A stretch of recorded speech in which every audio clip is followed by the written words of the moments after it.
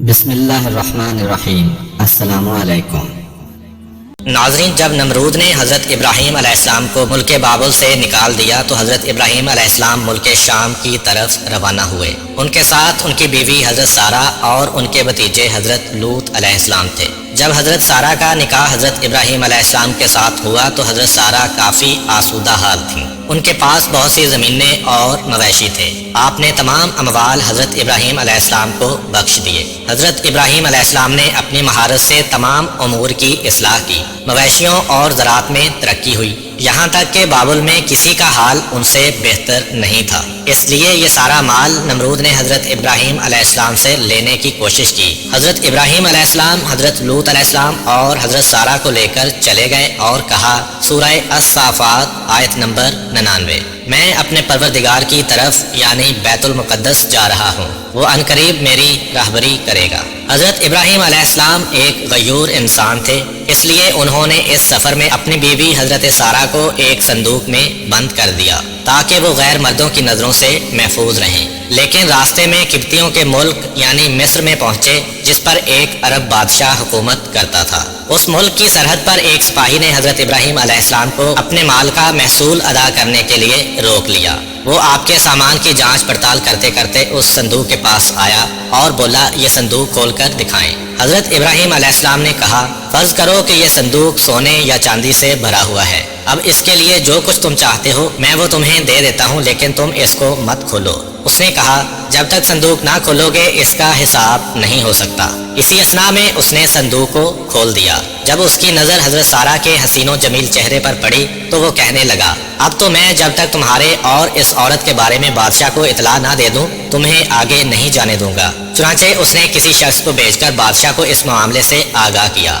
بادشاہ نے چند لوگوں کو بھیجا کہ صندوق اٹھا کر لے آئیں۔ حضرت ابراہیم علیہ السلام بھی ساتھ چلے اور فرمایا کہ جب تک میرے جسم میں جان باقی ہے میں صندوق سے جدا نہیں ہوں گا۔ جب بادشاہ کو یہ اطلاع دی گئی تو اس نے حکم دیا کہ ابراہیم کو بھی تابوت کے ساتھ آنے کی اجازت دے دی جائے۔ چنانچہ حضرت ابراہیم علیہ السلام کو تابوت اور ان کے تمام سامان کے ساتھ بادشاہ کے پاس لے جایا گیا۔ جب آپ اس کے سامنے پہنچے اور اس کی نظر حضرت سارہ پر پڑی تو اس نے بے اختیار اپنا ہاتھ ان کی جانب بڑھایا۔ حضرت ابراہیم علیہ السلام جو غیرت و حمیت کا سرچشمہ تھے وہ سخت پریشان ہوئے اور ادھر سے منہ پھیر کر اللہ تعالیٰ سے کہا، پروردگار میرے اہل حرم کو اس شخص کے ہاتھ سے محفوظ رکھنا۔ اسی وقت بادشاہ کا ہاتھ سوکھی لکڑی کی مانند ہو گیا اور اس نے حضرت ابراہیم علیہ السلام کو مخاطب ہو کر کہا، کیا تمہارے خدا نے میرا ہاتھ خشک کر دیا ہے؟ حضرت ابراہیم علیہ السلام نے فرمایا، ہاں میرا خدا غیور ہے اور وہ حرام کاموں کو ناپسند کرتا ہے۔ بادشاہ نے کہا، آپ اپنے خدا سے دعا کریں کہ وہ میرا ہاتھ ٹھیک کر دے،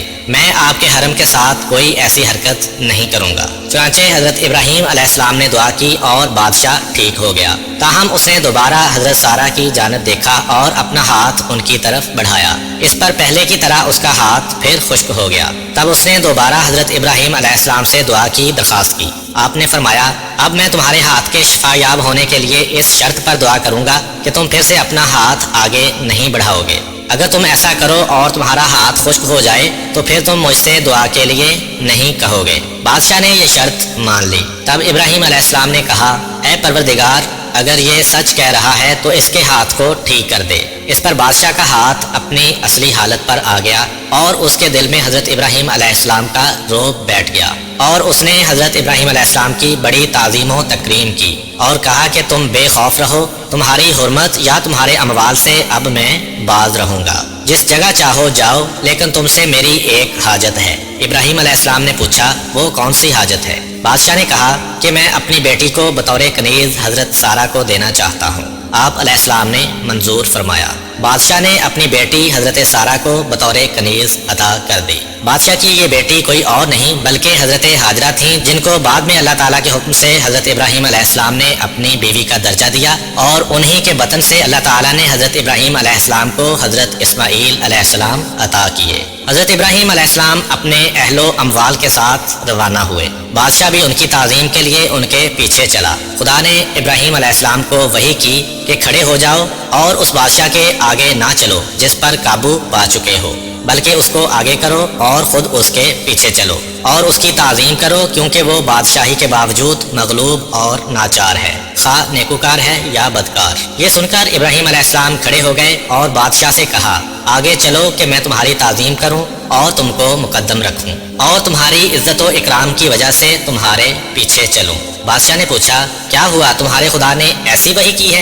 ابراہیم علیہ السلام نے کہا ہاں۔ اس نے کہا میں گواہی دیتا ہوں کہ تمہارا خدا صاحب جلال، بردبار اور کریم ہے، تم نے اپنے دین کی طرف مجھے راغب کر لیا ہے۔ پھر بادشاہ نے حضرت ابراہیم علیہ السلام کو رخصت کیا اور وہ روانہ ہو گئے۔ اس ملک سے نکل کر حضرت ابراہیم علیہ السلام ملک شام پہنچ کر ایسی جگہ ٹھہرے جو فلسطین اور شام سے آنے جانے والوں کا راستہ تھا۔ اس راستے پر اللہ کے ان نیک بندوں نے رہنا سہنا شروع کر دیا۔